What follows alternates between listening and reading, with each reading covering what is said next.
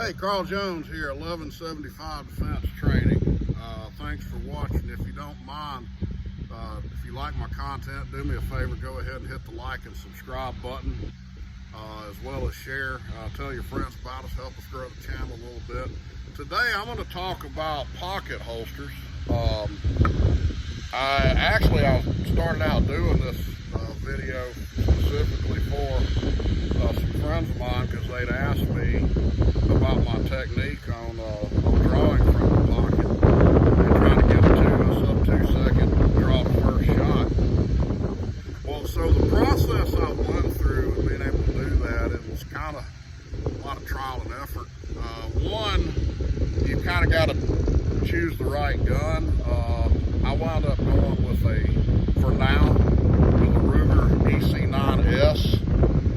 The reason I did, I could grip it a little better than I can the Glock 43. That's changed now. I'm actually probably going to start at some point transitioning to the Glock 48 because I've tried it and I really like it. It works well too, but I don't grip the 43 as well. The M&P Shield by Smith & Wesson, it's a little bit more, the edges to me are not as rounded off as well as the Ruger EC9. And the Ruger, I've had no problems out of. It's been a fine gun. I mean, I probably got, I don't know, close to 1,000 rounds through it now, and run with no problem. So choosing the right gun is one, your first consideration. The right holster. This holster was made for me by my buddy Chris Stewart at Southern Holster Works. What happens is that this catches on the top part of the pocket and allows the gun to come out, leaving the holster in the pocket. And so that's important, having the right holster. This is Kydex or something similar to it. It's actually a little stronger than Kydex. And so you do not want a soft holster. I don't want a soft holster for any reason, but I especially do not want one in my pocket. So go with a hard plastic type of, Kydex or something similar to that type of holster. Third, choosing the proper pants. What I noticed in years past is that there's no way you're getting a sub 2-second draw to first shot out of blue jeans because you probably can't even get your pants in your hands in your pocket that quick. You've put too much fumbling around, they're too tight, they're not made right.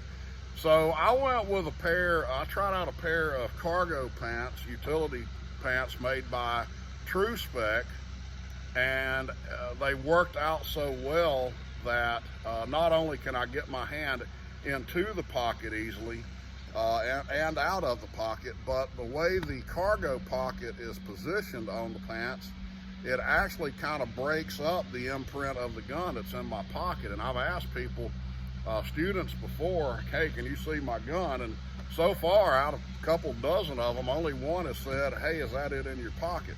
And she wasn't even sure about it. So that's another reason for the pants.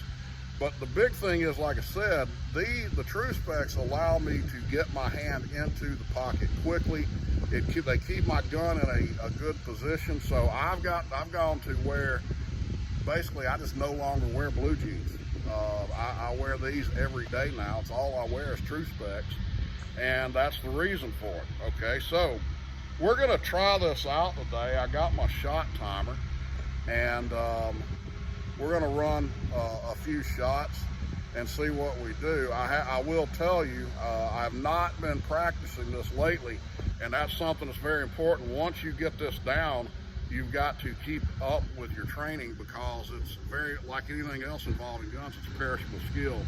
And so I've not done this in a few months, so you may actually see me have a couple of slow times today. Wouldn't surprise me, but I think I can get it back down to, at least sub 2 seconds. Let's see what we'll do and go from there. Shooting at 5 yards probably.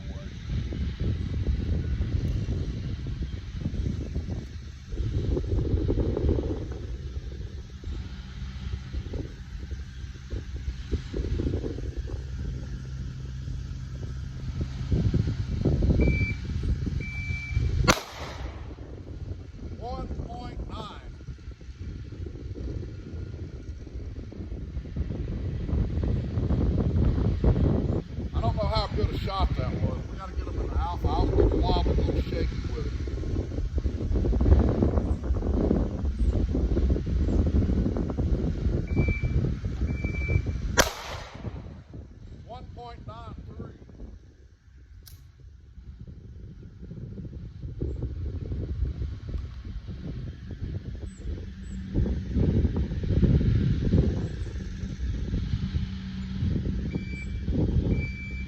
Holster came out. That was improper technique on my part. You've got to draw this gun straight up. And what I did right there is I came back with it. That was a malfunction on my part. Bad technique. Try it again.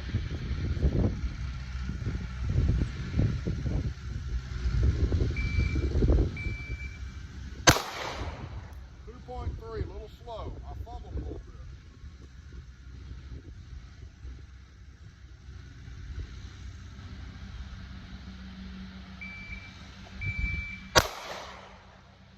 .78.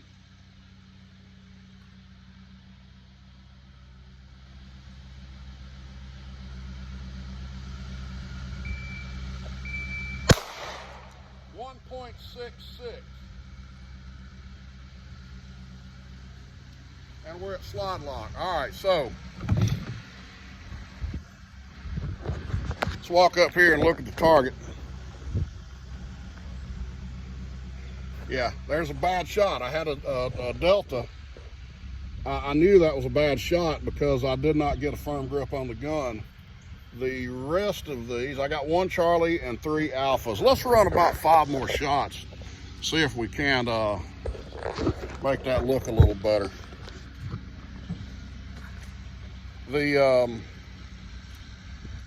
Like I told y'all, I'm rusty. One thing too I want you to notice is that when I'm reholstering this gun, I'm taking the pocket holster completely out of my pocket each time and reholstering it. You do not want to try to get the gun back into the pocket or back into the holster while the holster is still in your pocket. That could cause you some pretty serious misery. It get you hurt. I don't recommend doing that. So take the holster out of your pocket and reholster like that, then slip the whole rig back into your pocket. It's the only safe way of doing that, in my opinion. Let's try this again.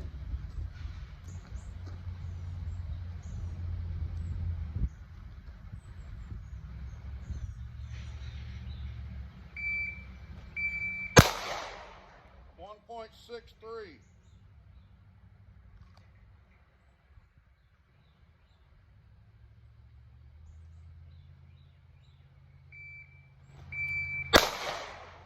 .64.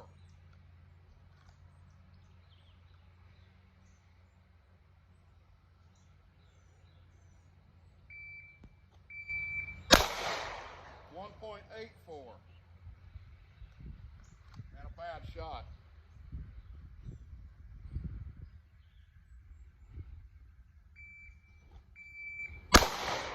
1.8.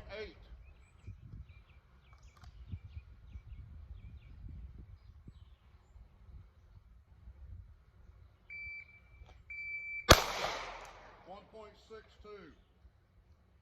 Slide lock. All right, so my slowest time today has been 2.33.